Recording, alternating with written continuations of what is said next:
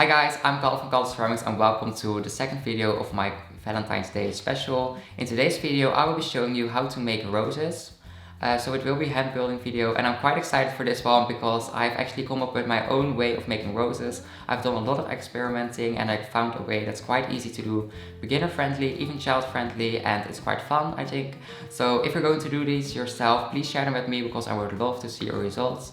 And I will also show you a different way to make them, which is a bit more basic, but also more difficult and more time consuming, but both ways have great outcomes. So without any further ado, let's just get started with making the roses. I like to put a shelf on top of my table when I'm making the rose because I will be rolling out clay, as you can see here, and otherwise the clay gets stuck to the paint on my table. And later on I will also be cutting, so I prefer not to cut into my table.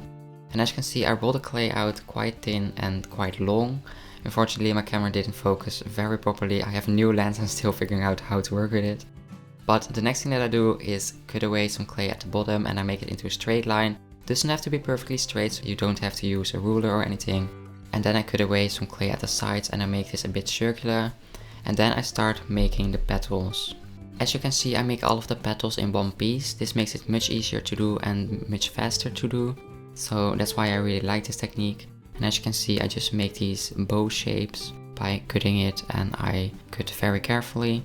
And I'm also not cutting too far down so that you still have a lot of clay that's attached to itself on the bottom of this piece of clay, if you know what I mean. And then I get rid of some excess clay on the top because I just don't need this. And then I roll out the clay on top again a little bit. I like to do this because this way the clay becomes thinner at the top of the petals. And this will actually make them look a bit more natural, because the thinner they are, the better they look in the final result. But it's quite difficult to make the whole piece of clay this thin, so I prefer to do this after cutting the shape out, and then I just make them thinner. And then I start rolling up the shape, and as you can see I start from one side and I roll it up quite tight. And I just keep rolling it and roll the whole piece up. And as you can see, it already starts to look like a real rose. I just roll very carefully and move my hands very slow. And as you can see here, the clay can get stuck to the shelf a little bit, and it's especially fragile at the parts where I cut further downwards. So just move it slowly, otherwise you might rip the clay. And then you already see that it looks like a rose, but it's not finished just yet. This is what it looks like on the bottom. And what I like to do is pinch this into a more pointy shape so that you get the shape of a rose.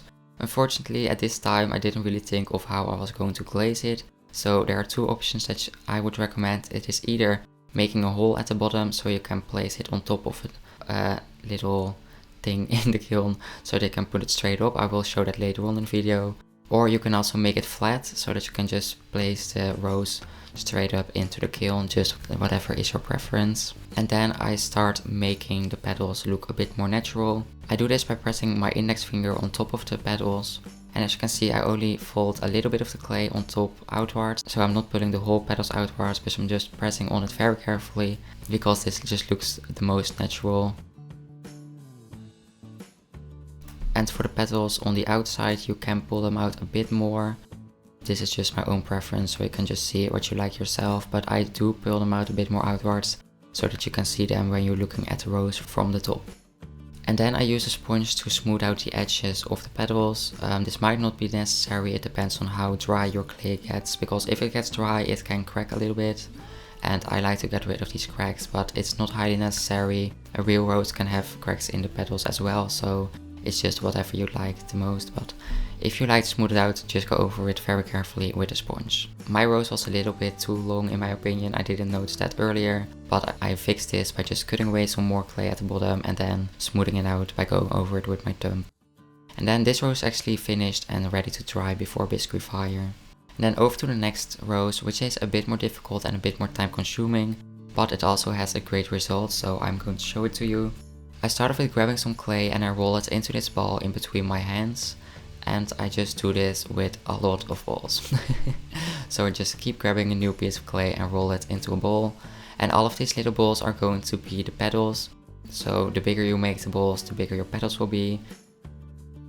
And as you can see, I actually place all of the balls from small to big, because this will make it easier when I'm later on making it into the rose, because I will be using the smaller petals in the middle and the bigger petals on the outside of the rose, because this, in my opinion, just has a better effect in the end. So then when I made all of the balls, I start making them into petals. So I just grab one of them and I start making it flat in between my fingers. As you can see, I just keep it in between my fingers and my thumbs. And I keep turning it and keep pressing it down. I like to keep them quite circular, but you could also make them more oval shaped, just whatever you'd like. I do make them very thin, just like the previous petals that I made in the previous rose. The thinner you make them, the more realistic your rose will look like. So I just keep pressing it quite long and quite thin until I have it almost as thin as possible without breaking it.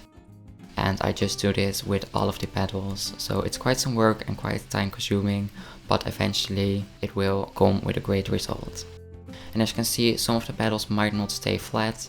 This is just because I push them maybe a little bit more inwards to one side because like my thumbs are round. This is not really a problem because you will eventually make them into the rose, so it doesn't really matter. And then when I have all of the petals, I start with rolling one up. This will be the middle of the rose, so I roll it quite tight. And I will be working from the middle outwards. Then I place the next petal on top of the ending of the previous petal and I roll it around the middle one. Now comes a bit of a more difficult part that we didn't have before. I'm now placing a new petal underneath the previous petal so that they overlap. And then I close it. Just like this, I make multiple circles of petals around the rose. While the rose is still small, I make a full circle around it with just 2 petals. You can of course make the rose as big as you want by making as many petals as you'd like. I would recommend to make at least 10 to 15 petals. I made 13, but you could also make 15 to 20 petals and make a bigger rose.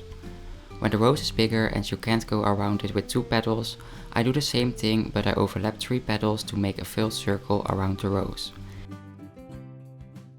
And at the end I was left with 2 big petals which I attached on the outside. And this is what it now looks like. It again isn't finished yet, but it already looks quite like a rose. So just like I did before with the previous rose, I like to squish this bottom into a point and then I smooth it out with my thumb.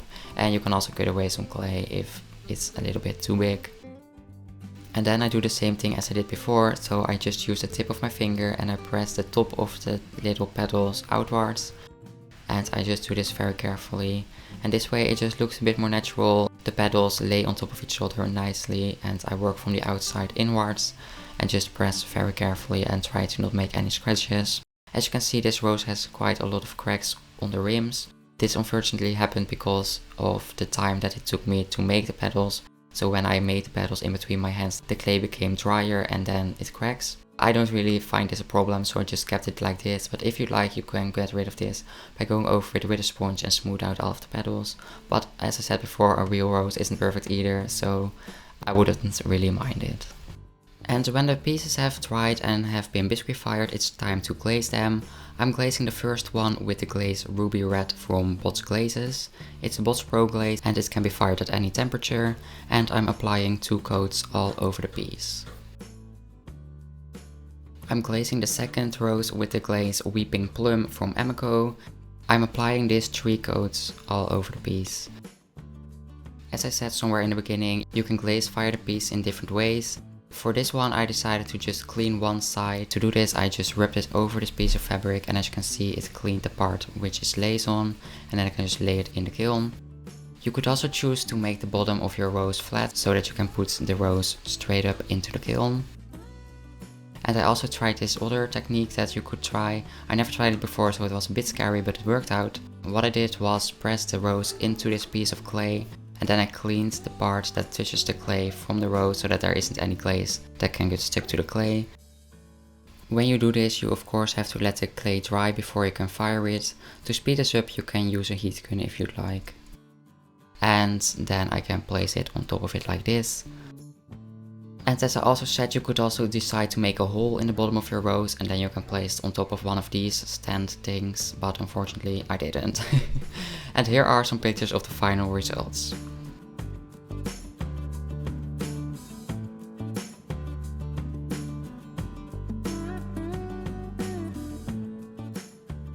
That was it for this video. Thank you very much for watching. I hope you liked and you learned something new from it. If so, please give this video a thumbs up and subscribe to my channel if you have not yet. And as I said in the beginning, please share your results with me. And if you're sharing them on Instagram, please tag me at Calder because I would love to see it. I hope to see you in the next video. Bye!